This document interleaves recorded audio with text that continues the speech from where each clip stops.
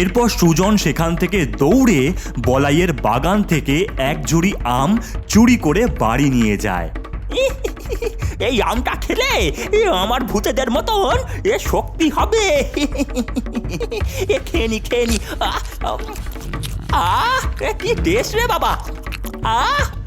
কিন্তু আম খেতেই সুজন একটা ছাগলে পরিণত হয়ে যায়। ভম্বলপুর গ্রামের এক দরিদ্র রাজমিস্ত্রি বলাই এই প্রবল গরমে সারাদিন রোদে পুড়ে জোগালির কাজ করে যেটুকু অর্থ পায় তা দিয়ে অসুস্থ মায়ের চিকিৎসা ও মেয়ে বউয়ের খরচ কোনো মতন চলে যায়। তবে কিছুদিন পরেই বলাই তার মাকে হারায়। মা, আমায় ছেড়ে চলে গেলে মা।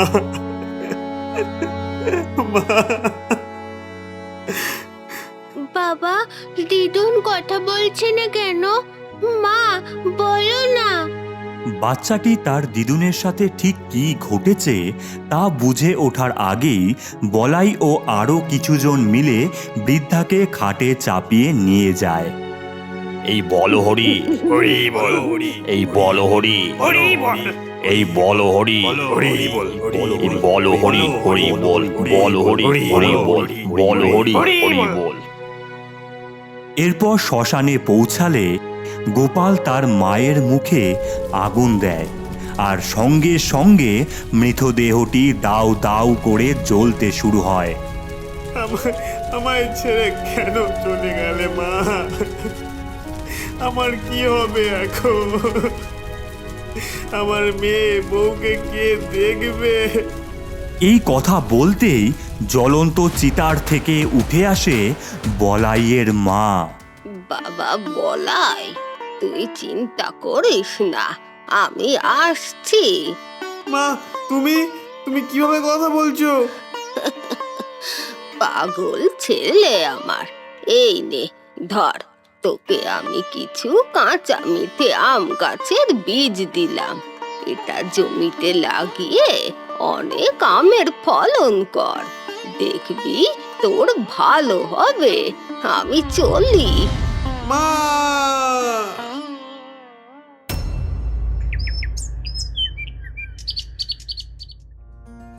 পরের দিন সকালেই বলাই তার বাড়ির পাশে জমিতে ভালোভাবে খুঁড়ে চারিদিকে বীজ ছড়িয়ে দেয়। যাক বাবা, বীজ ছড়ানো হয়ে গেছে, এইবারে জলটা দিয়ে দিই। যা গরম পড়েছে। মালতী, পান্তা ভাত দাও তো। বেড়েছি, চলে এসো। রাত হতেই দেখা যায় মাটির থেকে বিরাট বড় বড় কাঁচা মিঠে আমের গাছ তৈরি হয়। বলাইয়ের বাগান ভরে ওঠে আম গাছে।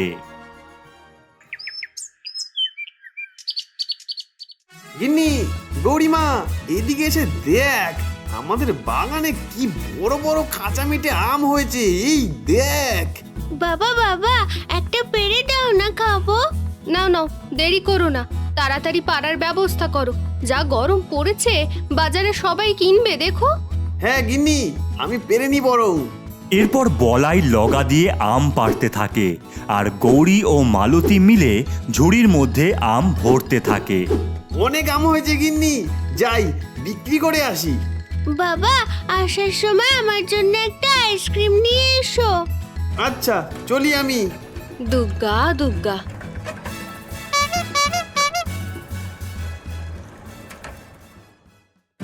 নাও নাও, কাঁচা মিঠে আম নিয়ে যাও, এই গরমে তৃপ্তি দেবে। একদম কম দামে অনেক বড় বড় আম। ওরে, কাঁচা মিঠে আম বেচছে, চল চল। এই আমাকে দাও, আমাকে দাও 50 টাকা দাও, আমায় দুটো আম দাও। দুটো। কিছুক্ষণের মধ্যেই বলাইয়ের দোকানের সমস্ত আম বিক্রি হয়ে যায়, কিন্তু বাজারের ডাব বিক্রেতা সুজন আজ আমার একটাও ডাব বিক্রি হয়নি। এই বলাইটার জন্য এই জোগালি ছেড়ে আম ধরেছিস। দাঁড়া দাঁড়া দাঁড়া। গিন্নি, আজ সব আম বিক্রি হয়ে গেছে। গৌরীমা, এই নে তোর জন্য আইসক্রিম। আমার মাথায় একটা বুদ্ধি আছে, এই গরমে আম পোড়ার শরবত বিক্রি করলে হেব্বি চলবে, আমাদের অনেক আয় হবে। বা গিন্নি, দারুণ বুদ্ধি। চলো তাহলে জোগাড় শুরু করে ফেলি। এরপর তিনজন মিলে আম পোড়াতে থাকে, কিন্তু অন্যদিকে এক ডাইনি উড়ে এসে বলাইয়ের আম গাছের ডালে বসে। কি বড় বড় কাঁচা মিঠে আম!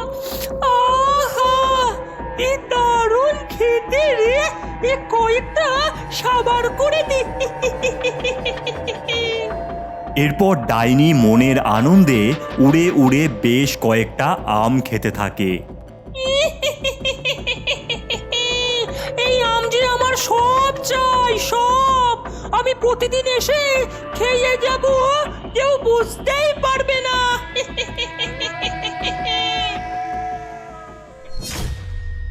আম পোড়ার শরবত খেয়ে যাও গরমে, ঠান্ডা ঠান্ডা আম পোড়ার শরবত। দাদা কত করে? দিদি ভাই, 1 গ্লাস 20 টাকা। আমাদের দাও আম পোড়ার শরবত। আমি আগে এসেছি, আমাকে দাও। এদিকে দাও। এদিকে দাও।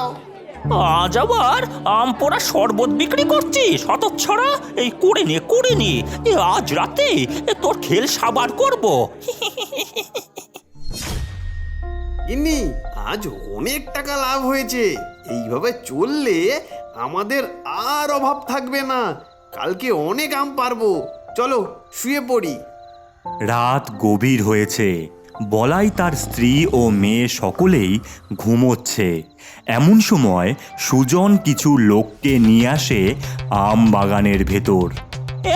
এই তোরা সবাই এই গাছের আমগুলোকে পেড়ে ফেল, আর তুই আমার সাথে মিলে এই গাছগুলো কাটতে শুরু কর। এরপর সুজন গাছের গুড়ি কাটতে থাকে আর সমস্ত আম পেড়ে সেগুলোকে নষ্ট করতে থাকে বাকি লোকেরা। টাকা কামাবি না? আমার ব্যবসা মেরে বড় হবি? নে নে, এবার হ। দেখতে দেখতে সমগ্র আম বাগান শেষ হয়ে যায় আর তারপর তারা চলে যায়।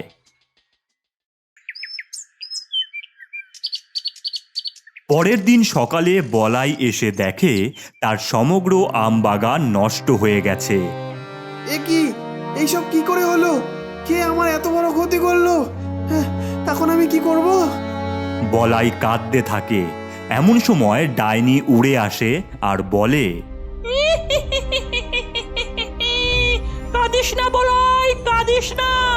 তোর পরিশ্রম বৃথা হতে আমি দেব না। এ কি? ভূত ভূত ভূত! এই হতচ্ছাড়া, ভয় পাস না, বলছি না আমি আছি। তোর এই বাগান আমি আবার আগের মতন করে দিতে পারি। আগের মতন করে দেবে? করে দাও দেখি। এরপর ডাইনি মন্ত্র বলে বাগানটি আবার আগের মতন করে দেয়। বড় বড় কাঁচা মিঠে আম দেখা যায় তাতে। আহা, বাঁচালে তুমি ডাইনি। অনেক অনেক ধন্যবাদ তোমায়। কিন্তু মনে রাখিস, এই আম মানুষ খেতে পারবে না। শ্মশানের সমস্ত ভূতেদের এই আম বিক্রি করে তুই উপার্জন করতে পারবি। কিন্তু তার বদলে আমায় আম পোড়া শরবত খাওয়াতে হবে তোকে, তাও আবার প্রতিদিন। ঠিক আছে, তাই হবে। তাই হলো। পরের দিন থেকে বলাই কাঁচা মিঠে আম মাখা ও আম পোড়া শরবত করে শ্মশানে যায়। আর সেই সন্ধান পেতেই চারিদিকে ধোঁয়ার সৃষ্টি হয় আর সেখানে আসে নানান ভূতেরা ও কঙ্কালের দল। কি মধুর গন্ধ আম পোড়া শরবতের! এই গরমে কোথায় ছিলি বাবা? দে দে দে, খাওয়া আগে। আমায় একটা গামলায় দে দেখি। এই এত গরমে এই শরীরটা শুকিয়ে যাচ্ছে। আমাদের চাই, আমাদের চাই, আমাদের দাও। নাও নাও, সবাই মিলে তৃপ্তি করে খাও। এরপর সকল ভূতেরা মন ভরে কাঁচা মিঠে আম পোড়ার শরবত খেতে থাকে। প্রাণ জুড়িয়ে গেল রে বলাই। এই নিয়ে আমরা তোকে সোনার মোহর দিলাম। এই মনে রাখিস, এই প্রতিদিন আমাদের খাওয়াতে হবে। না হলে ঘাটটা মোটকে দেব। তাই হলো, ভূতেদের কথা অনুযায়ী প্রতিদিন রাতে বলাই তাদের আম পোড়া শরবত খাওয়ায় আর অনেক অনেক সোনার মোহর পেতে থাকে। দেখতে দেখতে বলাইয়ের এক বিশাল বাড়ি হয়, গাড়ি হয়, বাড়িতে গরুর গাড়িও রাখে।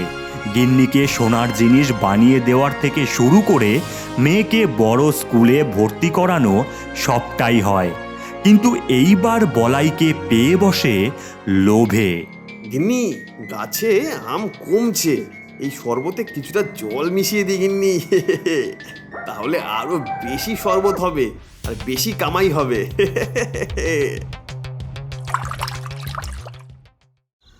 কিন্তু সেদিন রাতে বাবা যায় বাবা, কি শরবত খাওয়াচ্ছিস সে বলাই? জল মেশানো খাওয়াচ্ছিস? এই আমাদের শরীরে শক্তি যোগায় তো শরবত, বুঝলি? কিন্তু সেই শরবতে জল মিশিয়েছিস তুই। আজ তোকে ঘাড় মোটকেই দেব রে বলাই। আমার ভুল হয়ে গেছে, ছেড়ে দাও আমায়, ছেড়ে দাও, আমার ভুল হয়ে গেছে। এমন সময় সেখানে ডাইনি উড়ে আসে আর বলে, আমি প্রথমেই বলেছিলাম বলাই, লোভ করতে না, কিন্তু তুই লোভ করেছিস। আমার বন্ধুদের জল মেশানো শরবত খাইয়েছিস তুই। আমি আমার ভুল বুঝতে পেরেছি, আমি আর টাকার লোভ করব না, ক্ষমা করে দাও, ক্ষমা করে দাও। তবে এই সব কিছুই ঝোপের আড়াল থেকে শুনছিল সুজন। ওহো, এই করে তুই এত টাকা কামাচ্ছিস চাঁদু? হ্যাঁ, ওই মায়াবী আমে অনেক অনেক শক্তি আছে, বুঝেছি বুঝেছি। সেই শক্তি ভূতেরা খেয়েই পাচ্ছে। হ্যাঁ, আর তোমায় মোহর দিচ্ছে। ধরে নিয়েছি চাঁদু। ওই আম যে আমার চাই। এরপর সুজন সেখান থেকে দৌড়ে বলাইয়ের বাগান থেকে এক ঝুড়ি আম চুরি করে বাড়ি নিয়ে যায়। এই আমটা খেলে আমার ভূতেদের মতন শক্তি হবে। তারপর ওই বলাইকে মেরে ওর বাগান আর বউ দুজনকে নিয়ে নেব। খেয়ে নি। কি টেস্ট রে বাবা। কিন্তু আম খেতেই সুজন একটা ছাগলে পরিণত হয়ে যায়। কি গো, কই তুমি? কি এখানে ছাগল আসলো কি করে? বাহ, আজ খাসি রান্না করে খাবো। এরপর সুমতি খাসি কাটার দোকানে গিয়ে মাংস কাটিয়ে এনে বাড়িতে জমিয়ে রান্না করে। কি সুন্দর গন্ধ, কিন্তু সুজন গেল কই? দূর, যাগে খেয়ে নি। এরপর বলাই তার ভুল বুঝতে পেরে আবারও ভূতেদের আম পোড়া শরবত খাওয়াতে থাকে আর সুখে জীবন কাটাতে থাকে।